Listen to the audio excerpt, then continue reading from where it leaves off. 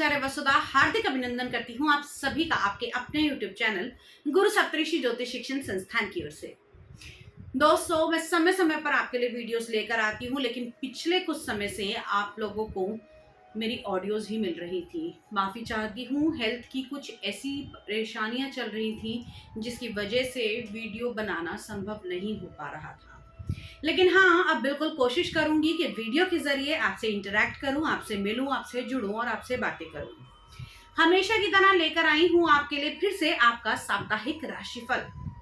सप्ताह के एंड में जानिए कि क्या क्या करना है अगले हफ्ते की शुरुआत के लिए और क्या क्या मिल सकता है आपको नया कुछ खास इस सप्ताह में। कौन कौन से रहेंगे लकी नंबर और क्या रहेगा लकी कलर, सभी को जानने के लिए वीडियो को अंत तक जरूर देखिएगा। आइए सबसे पहले बात करते हैं कि इस सप्ताह यानी कि 27 फरवरी 2023 से लेकर 5 मार्च 2023 के बीच में कौन कौन से विशेष व्रत, पर्व और त्योहार आने वाले हैं और कौन कौन से ग्रहों का होगा विशेष राशि परिवर्तन। तो चलिए सबसे पहले बात करते हैं। इस सप्ताह में 27 फरवरी से ही होलाष्टक आरंभ हो जाएंगे। कहते हैं जैसे ही होलाष्टक लगते हैं तो शुभ कार्यों को रोक दिया जाता है और ये शुभ कार्य जब शीतला अष्टमी हो जाती है उसके बाद दोबारा से आरंभ किए जाते हैं। इन होलाष्टक के दौरान आपको नया कपड़ा लेना वर्जित रहता है, नया शुभ काम करना वर्जित रहता है। कोई मुहूर्त इत्यादि इस समय में किसी भी विवाह के लिए, मकान बदलने के लिए, कोई वाहन खरीदने के लिए नहीं निकाला जाता। अब उसके बाद में 27 फरवरी को ही बुध देव, जी हाँ, बुध ग्रह राशि परिवर्तन करेंगे और आएंगे कुंभ राशि के अंदर। जो अब तक मकर राशि में चल रहे थे, कुंभ राशि में एंटर करेंगे। उसके बाद में 3 मार्च को आमल की एकादशी का व्रत रखा जाएगा। इसे आमला एकादशी भी बोलते हैं, आमल की एकादशी भी बोलते हैं। उसके बाद में 4 मार्च को शनि प्रदोष का व्रत रखा जाएगा। इस दिन भगवान शिव से आराधना की जाती है और साथ साथ जिन लोगों को शनि की साढ़े साती है, शनि की ढैया है या शनि से जिस प्रकार की भी परेशानियां हैं उनसे मुक्ति पाने के लिए आप शनि प्रदोष का व्रत रख सकते हैं। 5 मार्च को शनि जो अब तक सूर्य से अस्त थे वो उदय होंगे पूर्व में 5 मार्च की तिथि को। अब आगे बढ़ते हैं, जानते हैं आपका राशिफल क्या रहने वाला है इस सप्ताह। ग्रह नक्षत्रों की कैसी रहेगी चाल, क्या मिलेगा माल या होगी जेब खाली, क्या करूं और क्या ना करूं, किसी से झगड़ा तो नहीं होने वाला, प्रेम संबंध कैसे रहेंगे मेरे आपसी रिश्ते और क्या बिजनेस में बदलाव आ सकते हैं, सभी को जानेंगे आज के इस वीडियो में। लेकिन वीडियो को एंड तक जरूर देखें, बताऊंगी लकी नंबर और लकी कलर और साथ ही साथ आप लोगों के लिए एक टिप। तो चलिए बात करते हैं। सबसे पहले मेष लगन वाले जातकों के लिए कैसा रहने वाला है ये सप्ताह ग्रह गोचर की दृष्टि से। सबसे पहले जान लेते हैं ग्रहों की स्थिति इस सप्ताह में क्या रहने वाली है। मेष लगन की अगर मैं बात करूं तो जैसे कि आपके लगन में बड़े लंबे समय से राहु का गोचर चल रहा है, चंद्रमा और मंगल की युति रहेगी सप्ताह के शुरुआत में आपके कुंडली के दूसरे घर में। यही चंद्रमा इस सप्ताह राशि परिवर्तन करेंगे और कौन कौन से घर को कवर करेंगे, क्योंकि ये तो अब आप सब जान ही गए होंगे कि हर 2.25 दिन में चंद्रमा राशि परिवर्तन करते हैं और इस सप्ताह गोचर करेंगे आपकी कुंडली के दूसरे भाव, तीसरे भाव, चतुर्थ भाव और पंचम भाव के अंदर। सप्तम भाव में केतु का गोचर चल रहा है। बुध देव गोचर कर रहे हैं आपकी कुंडली के दशम भाव में, लेकिन ये राशि परिवर्तन होगा और आएंगे आपके एकादश भाव में। सूर्य और शनि की युति आपके एकादश भाव, लाभ भाव, इच्छा पूर्ति के भाव में चल रही है और गुरु और शुक्र अभी गोचर भ्रमण कर रहे हैं आपकी कुंडली के 12वें भाव, यानी कि आपके एक्सपेंस के, आपके शैया सुख के, आप लोगों के विदेश के भाव में, आपके खर्चे के भाव में। अब इन ग्रहों का आपके जीवन पर क्या प्रभाव पड़ने वाला है, आइए इसकी चर्चा करते हैं।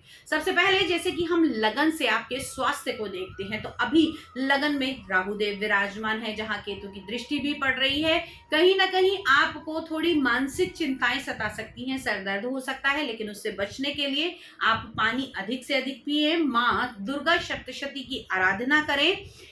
चंद्रमा जो इस सप्ताह की शुरुआत में आपकी कुंडली के दूसरे भाव में मंगल के साथ विराजमान होंगे। कहीं ना कहीं आपको गृहस्थ सुख मिलेगा, आपके जीवन साथी के साथ रिश्ते आपके बहुत अच्छे होंगे और वाणी का आप लोगों को थोड़ा चंचल बनाएगा। लेकिन हाँ, यही ये चीज बैलेंस हो जाएगी, क्योंकि एक क्रूर ग्रह वाणी के स्थान में आना और वही चंद्रमा का भी उसी जगह पर आ जाना, तो थोड़ा सा आपकी वाणी कंट्रोल होगी। जिन लोगों को गायन, वादन, लेखन का कार्य करते हैं, उन लोगों के लिए ये ग्रह गोचर बहुत ही लाभवान रहने वाला है। उसके बाद में चंद्रमा जैसे ही राशि परिवर्तन करेंगे तो आपके दोस्त, मित्र, संबंधियों से आपका मिलना जुलना होगा।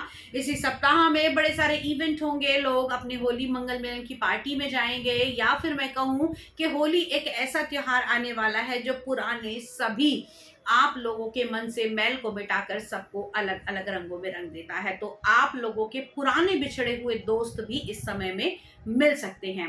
अब अगली बात करते हैं आपकी कुंडली के चतुर्थ स्थान की, यानी कि आप लोगों के सुख के, वाहन के, मकान के स्थान में जैसे ही मिड ऑफ द वीक चंद्रमा का गोचर होगा तो उस समय में आप लोगों को कुछ नई खुशखबर मिल सकती है।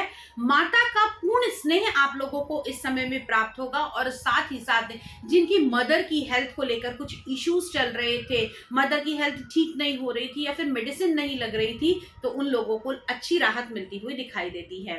अब बात करते हैं आप लोगों के पंचम भाव के, आपके संतान के भाव के बारे में। संतान भाव के स्वामी अभी लाभ भाव में गोचर कर रहे हैं। इस सप्ताह में आप लोगों को संतान का सुख प्राप्त होगा। आपकी संतान की जॉब लग सकती है। अगर संतान ने किसी विशेष एग्जाम की तैयारी करनी थी या फिर किसी विशेष एग्जाम को दिया था और उसका रिजल्ट आने वाला था, तो वो रिजल्ट भी आपको अच्छा आता हुआ दिखाई देगा। साथ ही साथ पेट से जुड़ी हुई समस्याओं को अभी थोड़ा समय आपको झेलना पड़ेगा। जिन लोगों को किसी भी प्रकार की लीवर की या फिर मैं कहूँ कि पेट की परेशानियां हैं, आप लोगों के पेट से जुड़ी सूजन आ जाती है, आप लोगों को पीले की शिकायत रहती है, तो अपना थोड़ा सा हेल्थ का आप लोगों को ध्यान रखना पड़ेगा।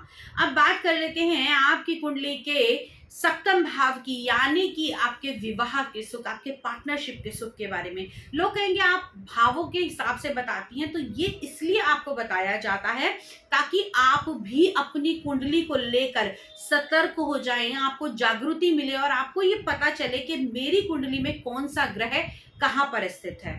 अब केतु का गोचर सप्तम भाव में कहीं ना कहीं पार्टनरशिप को थोड़ा सा क्रैक करता हुआ नजर आ रहा है। इसमें आपसी मतभेद हो सकते हैं, लेकिन वहीं आप लोगों को इस समय में अच्छी राहत भी मिलेगी। और साथ ही साथ क्योंकि आपके सप्तम भाव के स्वामी उच्च हो रहे हैं, यानी कि शुक्र देव आपके पार्टनरशिप के, आपके जीवन साथी के, आप लोगों के कारोबार के, आपके डेली इनकम के स्वामी उच्च होकर 12वें भाव में बैठे हैं। और कहते हैं कि 12वें भाव में शुक्र अच्छे फल देते हैं। खर्चा तो कराते हैं लेकिन सुखों की अनुभूति भी अवश्य कराते हैं। अब बात करते हैं आप लोगों के व्यापार के बारे में, आप लोगों के काम के बारे में, आप लोगों के जॉब सर्कल के बारे में।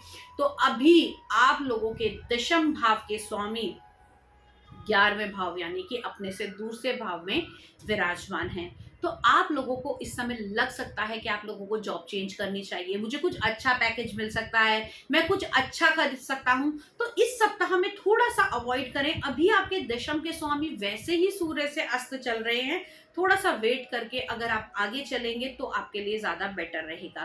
खास जो लोग किसी प्रकार की बिल्डिंग मटेरियल का काम करते हैं, या फिर मैं कहूँ अगर आप किसी प्रकार की इंफ्रास्ट्रक्चर से जुड़े हुए हैं, आप किसी इंजीनियरिंग का काम करते हैं, किसी प्रकार की सेवाएं प्रदान करते हैं, या फिर आप लोगों का किसी प्रकार का सोने, चांदी, हीरे जवाहरात का बिजनेस है, तो आप लोगों को इस सप्ताह में थोड़ी सी सतर्कता बरतनी होगी। बहुत लंबा इन्वेस्टमेंट ना करके चलेंगे तो ज्यादा बेटर रहेगा। ओवरऑल ये सप्ताह आप लोगों के लिए बहुत अच्छा रहने वाला है। कुछ चीजें आपको ध्यान में रखनी होगी, जैसे कि संतान कोई बड़ा डिसीजन लेने से पहले किसी की सलाह अवश्य ले, यानी कि आप किसी बड़े की सलाह ले सकते हैं, किसी अच्छे एस्ट्रोलॉजर को दिखाकर परिवर्तन अपने जीवन में लेकर आ सकते हैं।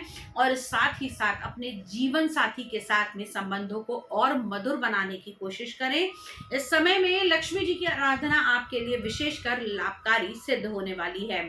आप लोगों के लिए लकी नंबर इस सप्ताह रहेगा नंबर 5, और लकी कलर आप लोगों के लिए रहने वाला है डार्क येलो कलर। दोस्तों, ये तो था साप्ताहिक राशिफल मेष लगन वाले जातकों के लिए, लेकिन वहीं हर व्यक्ति की अपनी एक अलग कुंडली है, अपने अलग ग्रह हैं, अलग नक्षत्र हैं, तो भाव भी थोड़े थोड़े अलग हो जाते हैं, यानी कि इनसे मिलने वाले रिजल्ट, भाव वही रहेगा। भाव यहाँ मैं हाउसेस की बात नहीं कर रही हूँ, बाकी रिजल्ट की बात कर रही हूँ, तो रिजल्ट भी थोड़े थोड़े डिफरेंट होते हैं। आप लोगों के कर्मों के आधार पर आपकी कुंडली बनती है या हमारी कुंडली बनती है। तो यदि आपके जीवन में कोई ऐसी समस्या है जिसका समाधान आपको लंबे समय से नहीं मिल रहा था और आप वो समाधान पाना चाहते हैं, तो जल्दी से फोन उठाइए, नंबर घुमाइए, अपॉइंटमेंट फिक्स कीजिए, बात कीजिए और हम आपकी पूरी पूरी हेल्प करेंगे आपकी समस्याओं से बाहर निकलने के लिए। साथ ही साथ यदि आप astrology, tarot card reading, numerology, palmistry, vastu शास्त्र सीखना चाहते हैं, तब भी गुरु सप्तऋषि ज्योतिष शिक्षण संस्थान आपका हार्दिक अभिनंदन करता है।